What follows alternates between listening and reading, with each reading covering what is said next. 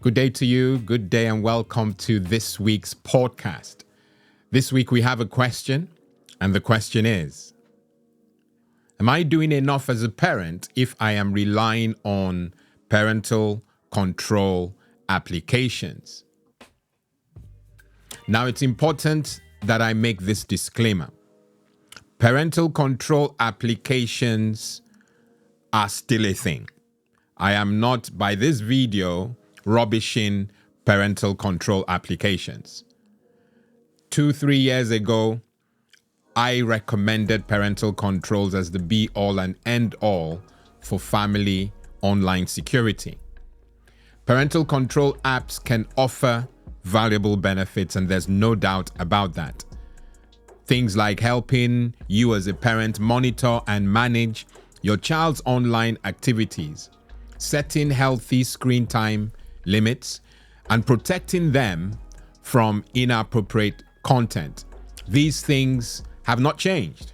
However, like any technology, parental control applications also have potential drawbacks. And it's because of those drawbacks that we are excited on this platform to share this video where we claim, and we boldly do so, that there are more foundational things that parents can focus on that will yield better, I repeat, better results for our kids' online safety than what using parental controls can ever achieve. Firstly, let me share some concerns associated with parental control applications. And yes, I should know. The first concern will be that of privacy. Some applications, some parental control applications, that is, may collect personal data or sensitive information, which should raise privacy concerns. So it's crucial as parents to research and choose reputable parental control applications that place emphasis on data security. I don't have the literature or the information of those applications that do exactly this. The one thing I can say with some authority is that the vendors, the mobile phone vendors like Apple and Google, take data security very seriously. A second concern will be over-reliance. Relying solely on parental control applications might hinder the development of open communication and trust between you and your child. And so it's important to have ongoing conversations about internet safety and responsible use. Now, there's a sense of security. This will be the third concern. There's a sense of security that typically parental control applications provide. But whilst these apps can provide some level of control, they may not cover all potential risks, or exposure to inappropriate content. And I say that because I know, for example, that, and I just watched this on a favorite channel on YouTube, I know for a fact that you have what's called pseudo application launches. And what I mean by that, you can, via another app, circumvent the security that parental control applications generally give you. For example, if you say, or you set on the application that your child should not use the browser, the internet browser, the thing that you use to access the internet. If you set your parental control app to forbid that, you can, in some cases, circumvent access to a browser by launching that browser from within another application.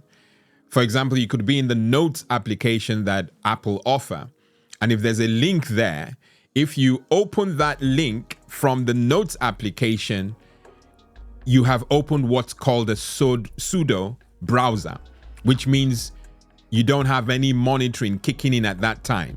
And that circumventing makes the point I made about it not being the be all and end all. There's some risks to your child being exposed to inappropriate content because they are opening a browser, okay, even though you've forbidden it. All right, that's important, and I decided to take a little more time to explain that. The next concern will be technical limitations. Our kids, whether we like to acknowledge it in public or not, our kids are tech savvy. They're tech savvy, and that means they may find ways to bypass one way I just discussed just a second ago.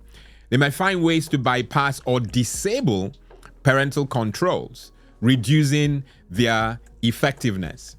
You know, if your child gets your password, just gets the password, everything you've done around the parental control application regime is out of the window, because they will circumvent it. They can do anything they want to do. Okay? So your tech savvy children may find ways to bypass or disable parental controls. And that's a concern, a huge concern. And that's why I'm sharing those with you today.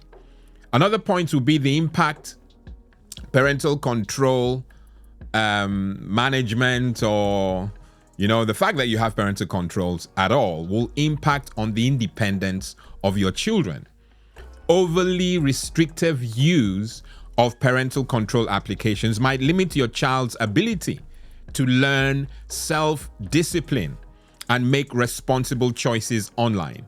In essence, parental control apps can be a helpful tool when used thoughtfully and in conjunction with open communication about online safety. The communication between parent and child cannot be overstated. It's important to strike a balance between monitoring and fostering your child's independence and responsibility. Now, I started with a disclaimer about parental controls. I want you to also remember that parental control applications can be a helpful tool in managing and monitoring your child's online activities, especially when they are younger. Note that word, younger, and less experienced with the digital world. However, it's important to recognize that these applications should be part of a comprehensive approach to online safety. It should complement your efforts as parents, not replace it, okay?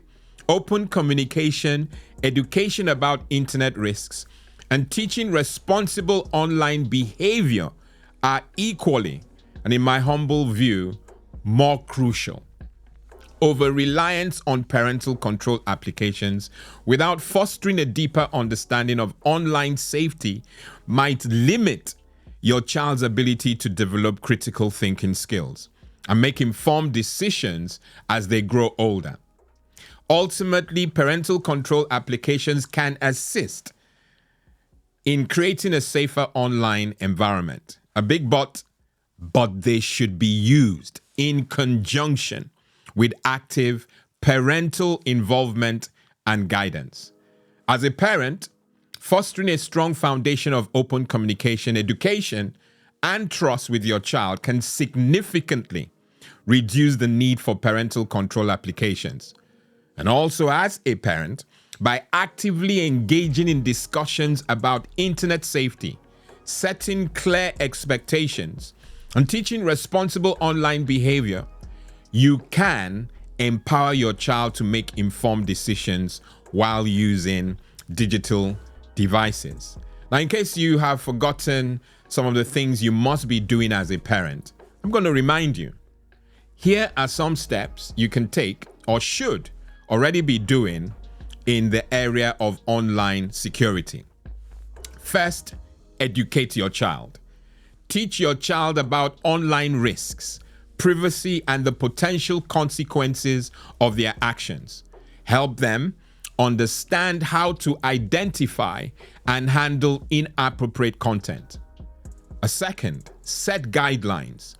Establish clear rules and boundaries for device usage, screen time, and the types of content your child can access. A third point, lead by example. There's no point doing all the things you're telling your child to do. It's not going to work. Be a positive role model for your child by demonstrating responsible online behavior and managing your own screen time. Encourage questions. Create an environment where your child feels comfortable asking questions and seeking guidance about online activities. Now, I mentioned this many videos ago about monitoring. Monitoring, it's so important. Responsible monitoring. While reducing reliance on parental control applications is the goal, certainly the goal of this video, occasional monitoring and discussions about their online experiences can still be important. Okay? The last point, stay informed. If you're living in cuckoo land and you're living in the past and you're not keeping yourself up to date with the latest online trends and technologies, well, you're going to be out of date. So you can only be a useful tool, certainly on information basis, if you are keeping up to date with trends and technologies, okay? Remember that the ultimate goal is to help your child develop the skills and judgment needed to navigate the digital world safely and responsibly on their own. That's the goal, okay? I'm not rubbishing parental control apps.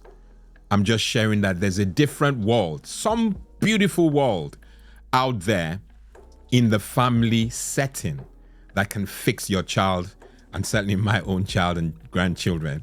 I've been your host, Lawrence Idem. Until next week, God bless and goodbye.